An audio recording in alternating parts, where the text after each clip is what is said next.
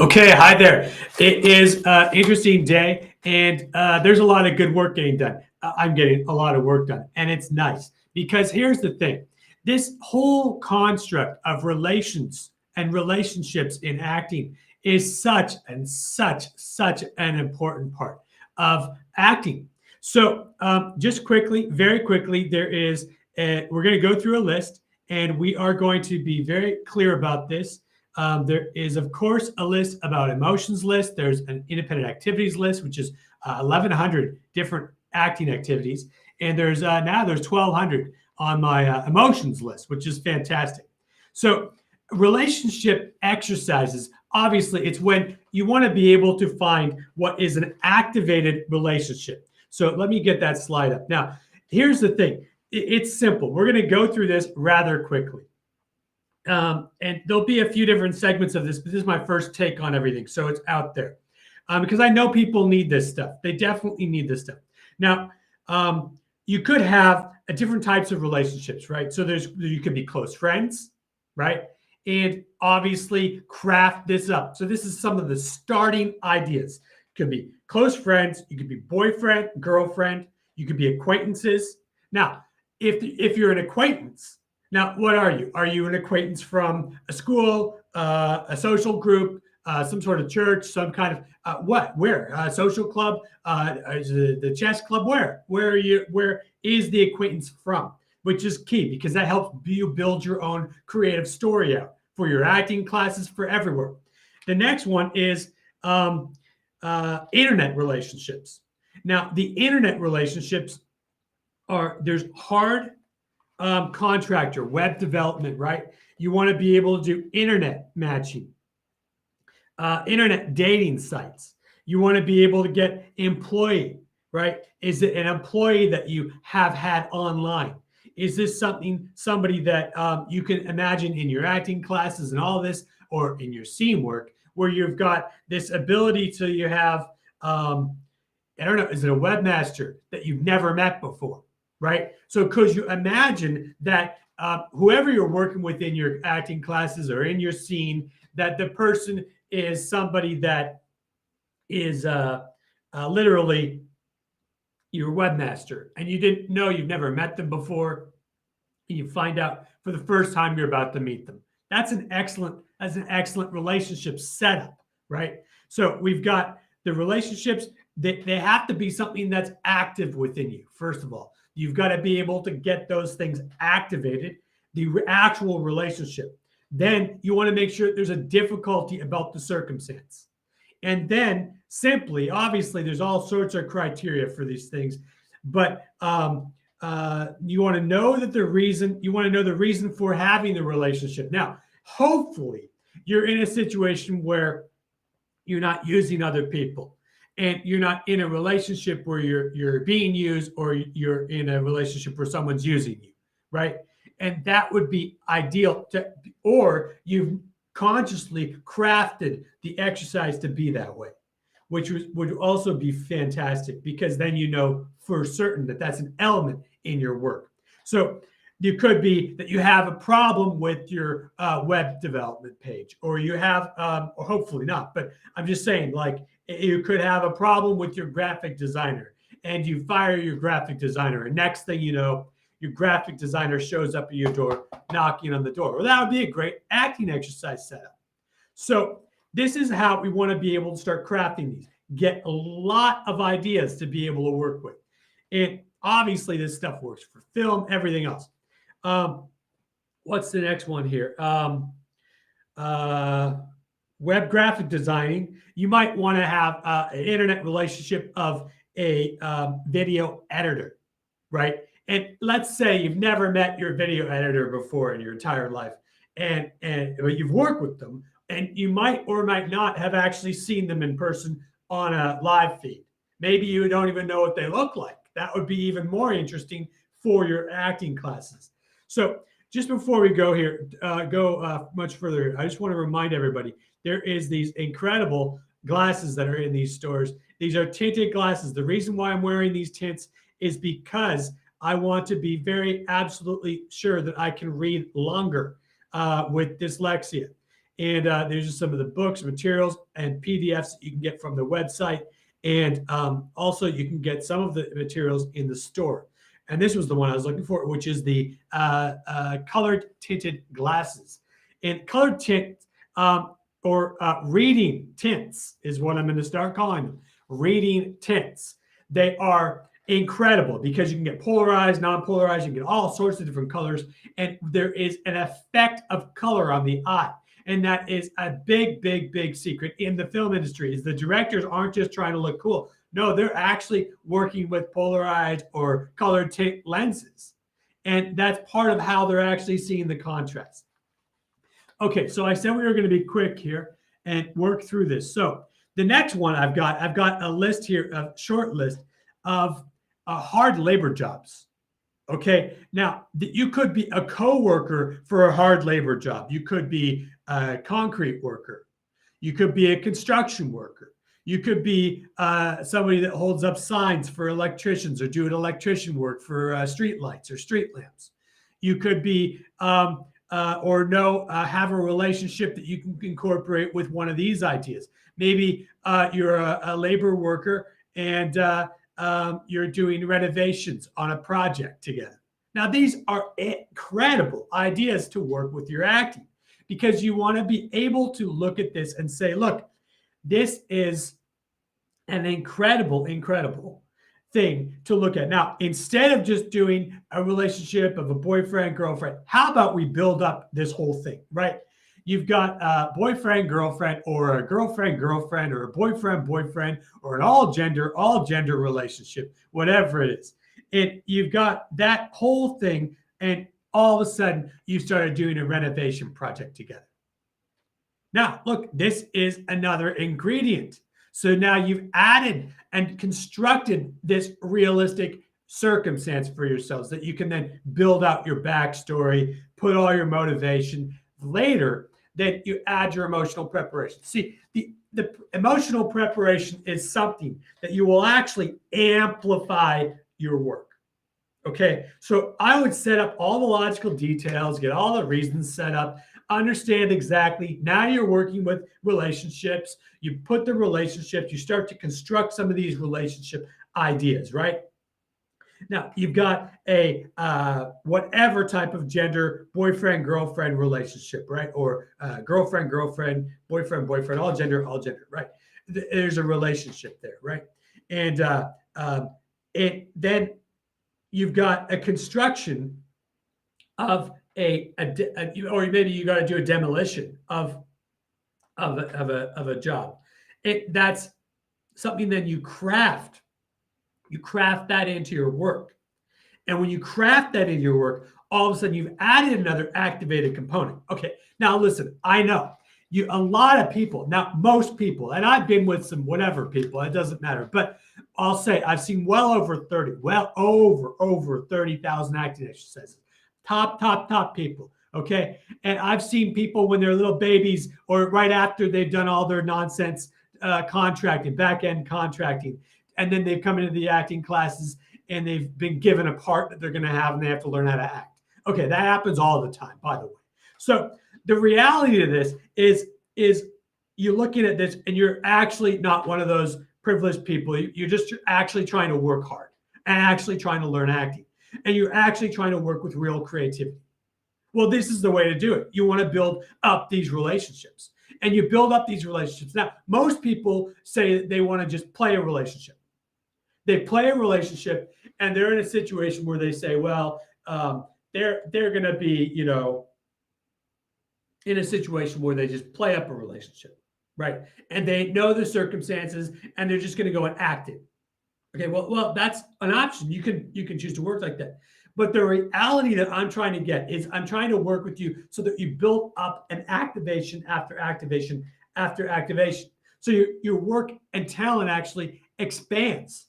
You actually have talented expansion now happening because now you're in a place where okay, look, there's an activation from the actual relationship. There's an activation from the backstory. Now there's an activation because your demolition of a housing project or some sort of living situation that you're improving, or you don't have any relationship, but you're working with this thing so that you've got this non-relationship components adding to the relationships, and you've got this cluster of stuff that's now this whole creative energy. All right, now you've activated. Now, a lot of people just go off of that initial impulse. I get it. They feel an activation from all of that stuff. I get it. I understand it. I think that if it's a strong enough impulse, then that might be a wise choice. That's your choice to make. You're the actor, right? But I absolutely suggest to people, 100%, to add all that stuff together. Get all that stuff. Get all your blood boiling, whatever it is, right? You work with yourself. You get yourself working. You got a great backstory. You're all excited and jazzed up to be able to go do this on a sound stage, acting class, wherever. And then you get yourself in a situation where then you add your secret sauce. Your secret sauce is motivation, by the way. Your secret sauce is now you add even more secret sauce of a really rich emotional preparation. See, you're not going to fail ever in acting if you set it up this way. That's why I've got the worksheets. I've got 110 classes of worksheets. You can go through every single day of 110 classes. However you want to do it, you can reuse the sheets and do another 110 and have a completely different variable set up for yourself. So this is the same type of thing. We're setting this thing up so it works fantastically. You're not going to miss it. It's going to be something that's fantastic. You've got a fantastic circumstance set up. You've got a fantastic backstory set up. You've got a fantastic relationship set up. Okay, now you've got another addition of now you've got a construction job that you're demolishing, or you've got a coworker situation. It's just an added circumstance, and all of that's the backstory. Now, then you go and you do your emotional preparation. You add the magic. Now, I know so many top people. I know exactly the way they work. Exactly. And anybody I haven't seen, I know I've studied this work inside and out.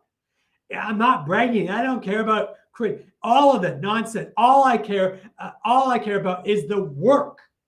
I want to see people grow as human beings in acting. That's it.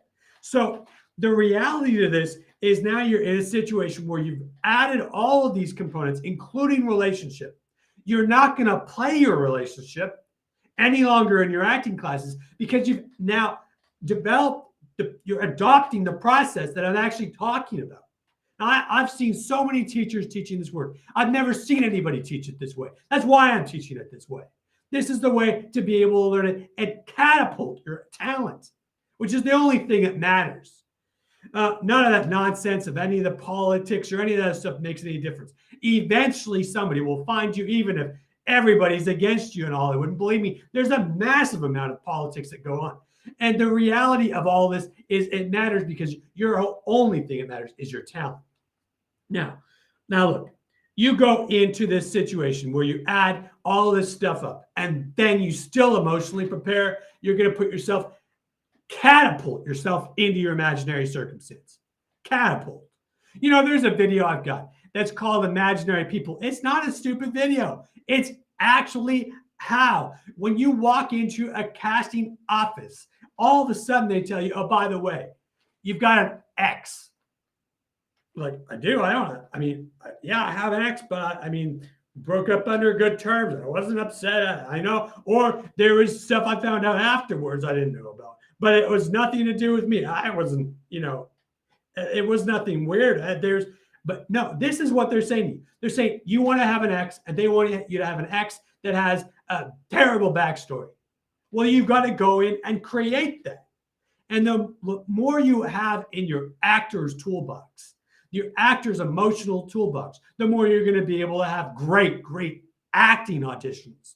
Acting auditions where you're actually acting, you're interacting, you're receiving. Even if it's off a reader, the reader will still activate you because you know your craft of acting.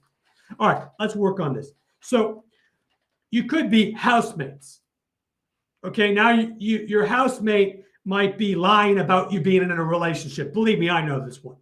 And they add a little plus to the little church down the street, and all of a sudden they say, "Oh well, we're a couple." I'm never a couple. I'm never a couple. But with that specific situation. But the reality is they add a plus and they try and do all this crazy stuff to make it look like you're in a relationship. If you've ever been through that, it's terrible. I hope you've never been through it. But the reality is that's another circumstance that can activate you for your work. You might not hate the person, but you don't want people to. Why would they constantly lie and say you're in a relationship? It's just crazy. It's lunacy. So, all right, the next one is you might be roommates. You might share a room. That doesn't mean that you're a couple.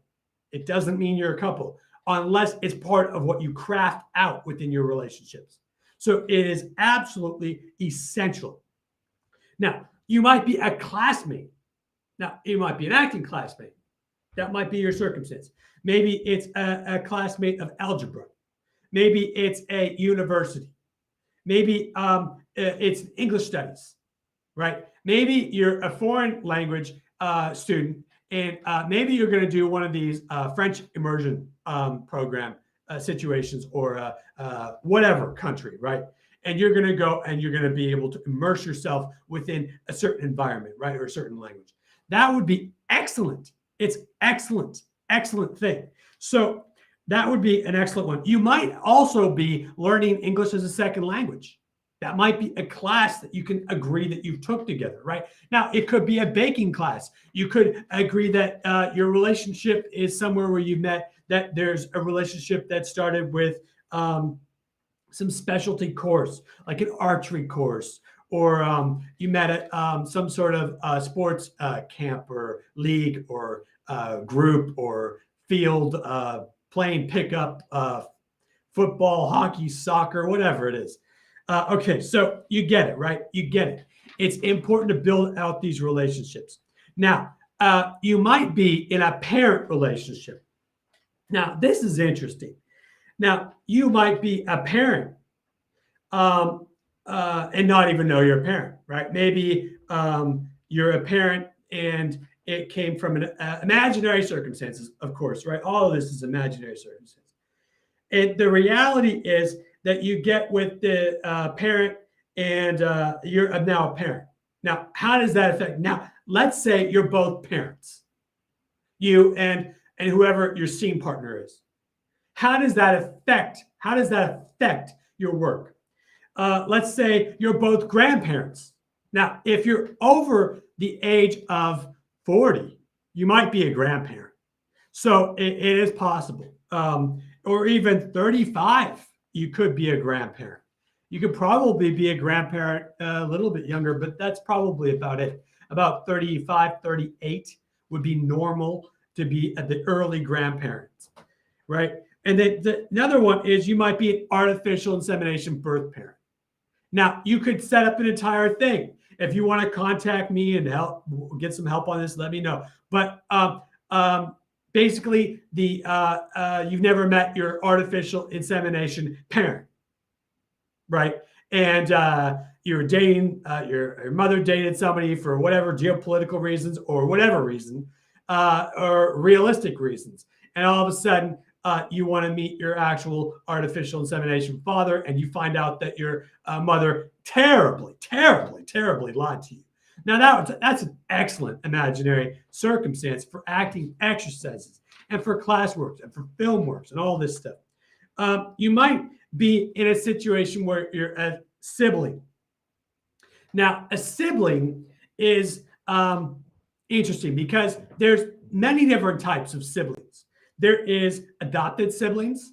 There is mixed family siblings. Now, that's where you're like maybe two people get together and you're like now a half brother by marriage or by relationship of another person, because now you're both half siblings.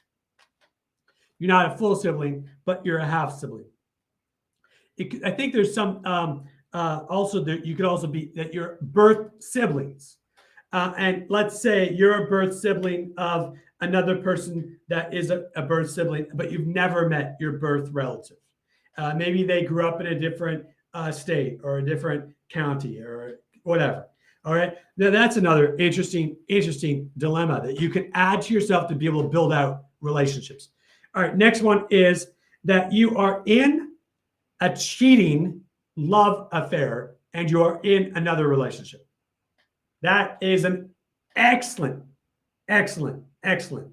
Now, it is only excellent if it's for imaginary circumstances. It is not good at all in life. And that is absolutely key. Now, the secret love affair is another one that you might have another reason why you need to keep your love affair secret. Maybe it's because of whatever reason. And that would be another very interesting thing to craft really creative circumstances with. All right, now the next one is you might be besties with benefits. I don't know, I'm not going to go into that. You get it. You could be in an open relationship. I think it's called besties, whatever you call it. Open relationship. In an open relationship, obviously, look that up. It's on your own. And you could also be in a very committed or monogamous relationship.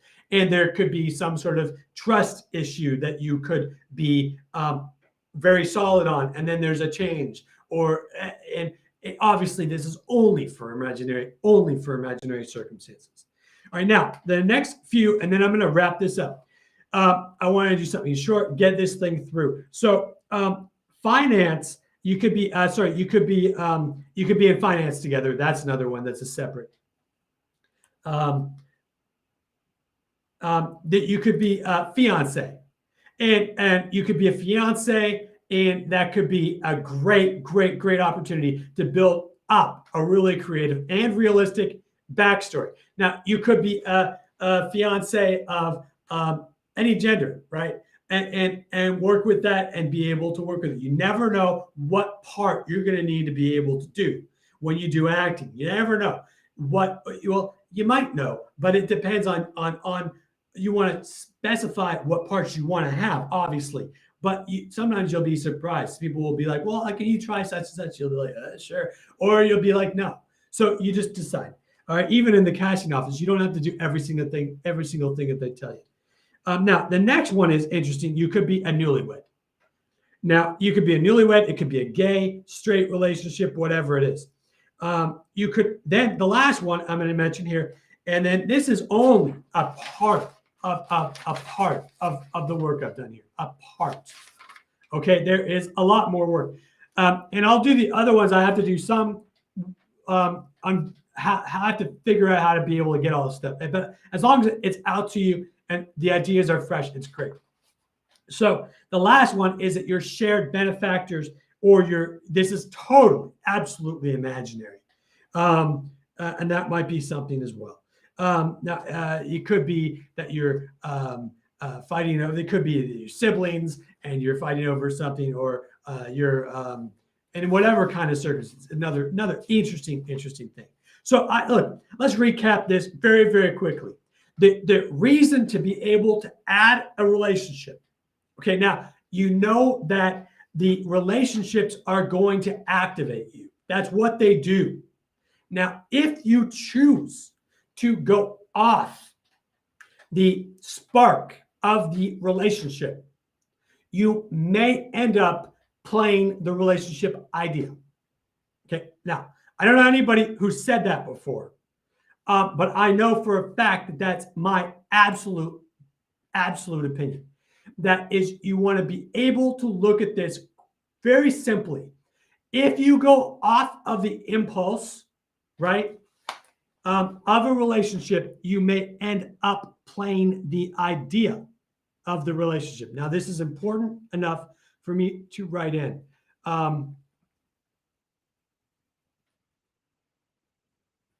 I can't write this in right now. Sorry. So it is not going to work.